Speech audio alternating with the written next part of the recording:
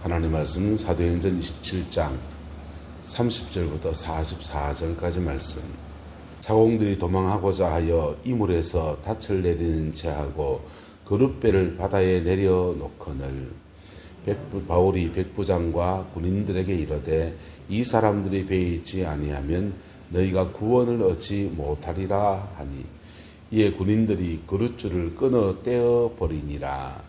날이 새어가매 바울이 여러 사람에게 음식 먹기를 권하여 이르되 너희가 기다리며 먹지 못하고 줄인 지가 오늘까지 열나흘인즉 음식 먹기를 권하노니 이것은 너희의 구원을 위하는 것이요 너희 중 머리카락 하나도 잃을 자가 없으리라 하고 떡을 가져다가 다 모든 사람 앞에서 하나님께 축사하고 떼어 먹기를 시작하며 그들도 다 안심하고 받아 먹으니 배에 있는 우리의 수는 전부 276명이더라.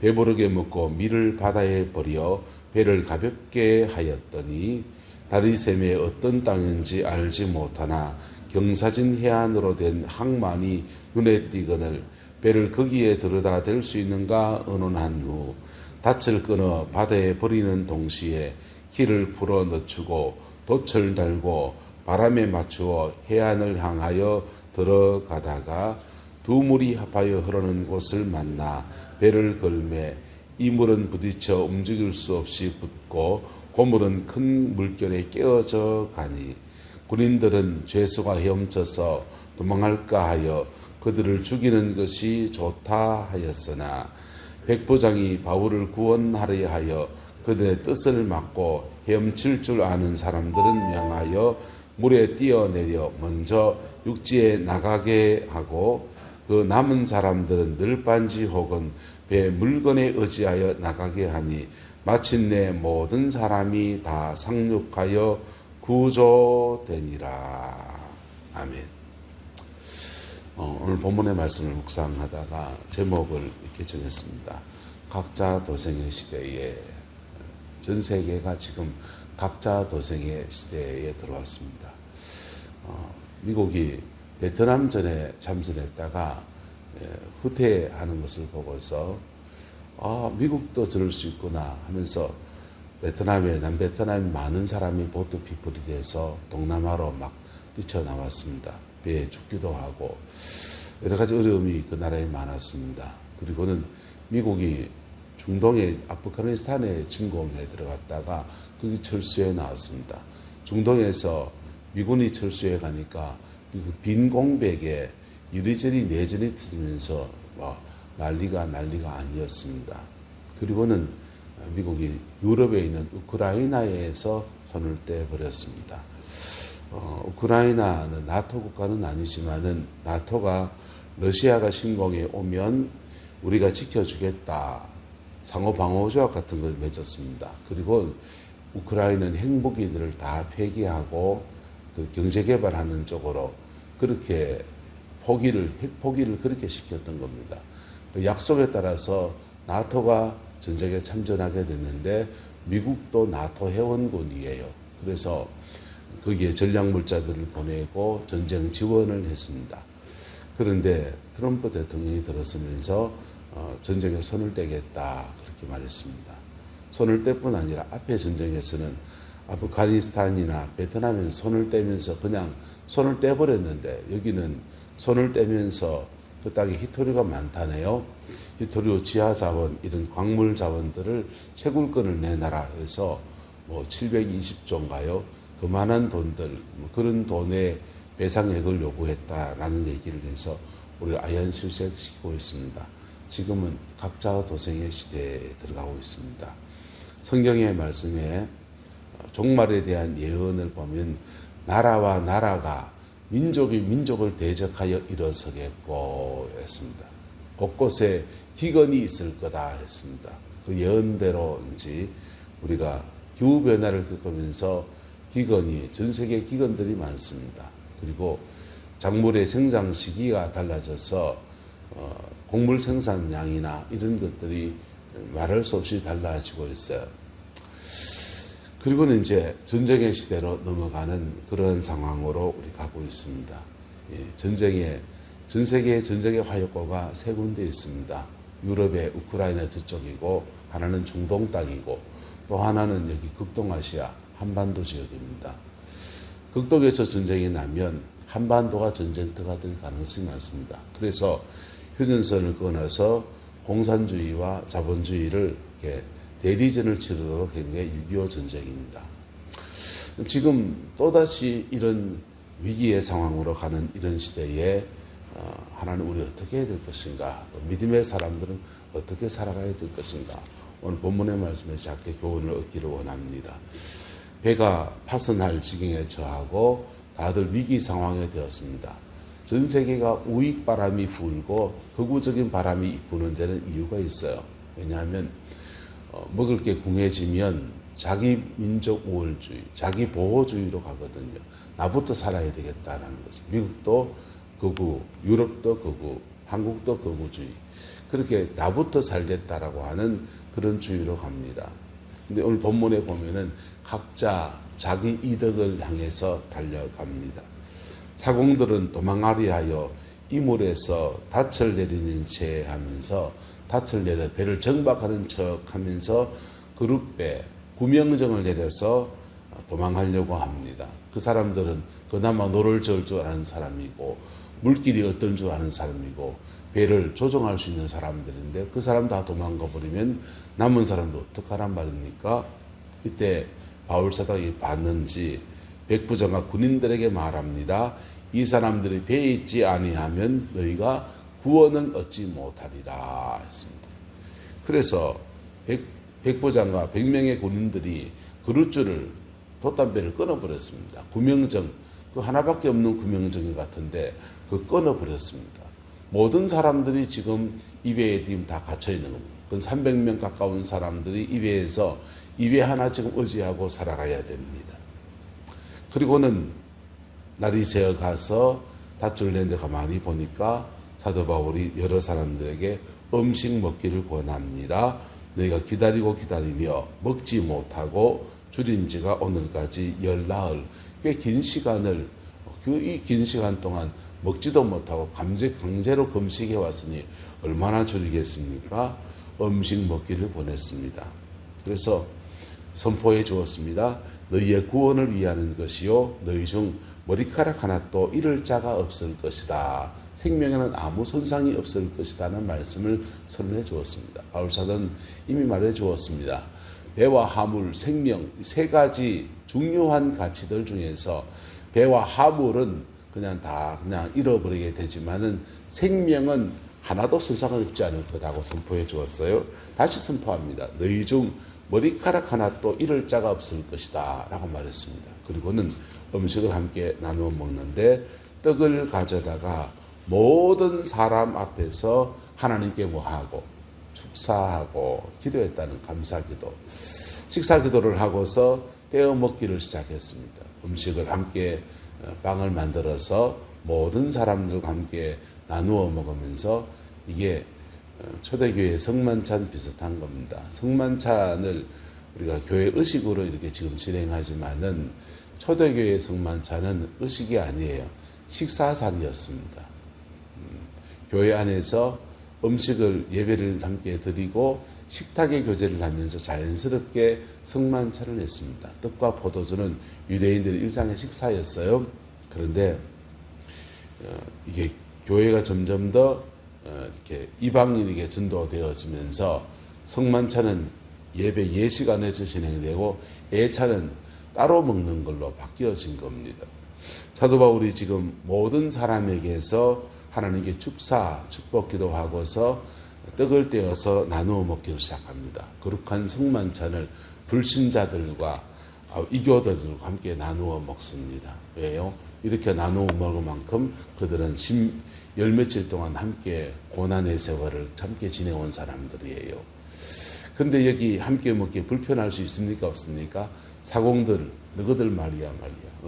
지금 그릇배를 놓고서 혼자 도망가려 하고 하면서 비난하면 이거 지금 한 팀이 안 되는 겁니다. 근데 그들은 사도 바울의 리더십 안에서 함께 용납하고 함께 식탁의 교제를 나눕니다. 그 다음입니다. 다 안심하고 받아 먹을 때까지는 좋았습니다. 276명이 함께 배에 탔는데 이 사람들이 다 함께 떡을 먹고 여기 죄수도 있고 군인들도 있고 배몰이 하는 사람도 있고 손님도 있을지 몰라요. 별별 사람이 다 모였는데 이들이 서서히 믿음의 공동체처럼 변화되어져 갑니다. 배부르게 먹고 밀을 바다에 버려 배를 가볍게 하였더라 했습니다. 왜냐하면 연안을 항해해야 되기 때문에 배라도 건져보려고 암초에 부딪히지 않게 하려고 밀을 바다에 놔 버려서 배를 가볍게 하였습니다. 이들이 지금 가지고 있는 것은 배하고 생명밖에 지금 거의 남지 않았습니다. 날이 새매 어느 땅인지 알지 못하나 경사진 해안으로 된 항만이 눈에 띄더라라는 것입니다. 배를 거기다 댈 수 있는가 의논해 보았습니다. 그리고는 닻을 끊어서 바다에 버리는 동시에 길을 풀어서 늦추고 돛을 달고 바람에 맞추어 해안을 향하여 들어가기 시작합니다. 차근차근 들어가면 되는데 아직도 풍랑이 좀 남아 있었는지 두 물이 합하여서 이쪽 물 저쪽 물 두 물이라는 것은 민물 썰물이 아니고 이쪽에서 나오는 물 저쪽에 나오는 물이 부딪히는 자리라는 것이죠. 두물머리, 한강에 두물머리가 있는데 두 물이 부딪히는 그런 자리, 급류가 형성되는 곳을 만나게 되었다는 것입니다. 만나게 되어서 배가 곤란해지는 이 물에 부딪혀 움직일 수 없게 붙들고 고물은 큰 물결에 깨어져 갔다. 배가 파손해 버렸습니다. 배가 파손했을 때 군인들은 군인들대로 그들의 입속을 챙기기 시작합니다. 죄수가 헤엄쳐서 도망할까 하여서 그들을 뭐 하는 것이 좋겠다? 죽이는 것이 좋겠다 했어요. 왜냐하면 죄수는 로마의 법에는 죄수를 잃어버리게 되면 죄수를 지키는 간수나 군인들의 목숨을 대신해야 됩니다. 베드로가 감옥에 갇혔을 때 천사가 그를 끌어내어서 감옥을 탈출했습니다. 그 감옥문은 그러는데 베드로 없습니다 라고 하니까 헤롯이 로마의 법대로 감옥문 지키던 간수 목을 쳐버렸습니다. 사도 바울이 빌립보 감옥을 갇혔을 때 밤중에 지진이 나고 하나님께서 바울 사도의 모든 착고와 결박을 끊어내었습니다. 문도 풀리고 착고도 풀리고 그래서 간수는 당연히 도망갔을 거라 생각해서 칼로 자결하려 했습니다. 왜냐하면 내가 자결해버리는 것이 버리면 죄수가 자기를 죽이고 하는 걸 되거든요. 그럼 가족들은 살잖아요. 그래서 자결하려 합니다. 그런데 사도 바울이 죽지 말라. 우리가 다 여기 있다라고 말했습니다. 그게 빌립보 교회의 시작이었습니다. 그래서 죄수가 도망하는 것은 군사들은 자기 목숨을 걸어야 되는 문제가 생깁니다. 지금 물속에 헤엄쳐서 가다 보면 죄수가 지금 군인들보다 헤엄 더 잘 못 친다는 보장이 어디 있습니까? 그리고 육지를 먼저 도착해서 도망가 버리고 어디가 또 찾아옵니까? 그래서 그들을 차라리 죽여버려서 책임 소재를 없이 하는 것이 옳다라고 말했습니다. 군인들은 군인들대로 각자 도생, 사공들은 사공들대로 각자 도생, 각자 자기의 자리에서 자기 목숨 하나 지켜보려고 이렇게 저렇게 움직이고 있는 겁니다. 이때 책임감 있게 행동한 사람이 있습니다. 하나님의 사람 사도 바울과 그 다음에 백부장입니다. 백부장은 누구를 구원하려 하여 바울을 구원하려 하여 그들의 뜻을 막고 헤엄칠 줄 아는 사람들을 명하여 물에 뛰어내려 먼저 육지에 닿게 했다라고 했습니다. 보세요. 백부장은 자기 목숨이 아깝지 않습니까? 백부장이라는 자리에서 그의 목숨이 아깝지 않습니까? 누구나 다 자기 목숨은 소중한 것입니다. 하지만 바울 사도를 구원하고자 하는 그리고 책임감 때문에 그의 직임 안에서 지휘권을 발동합니다.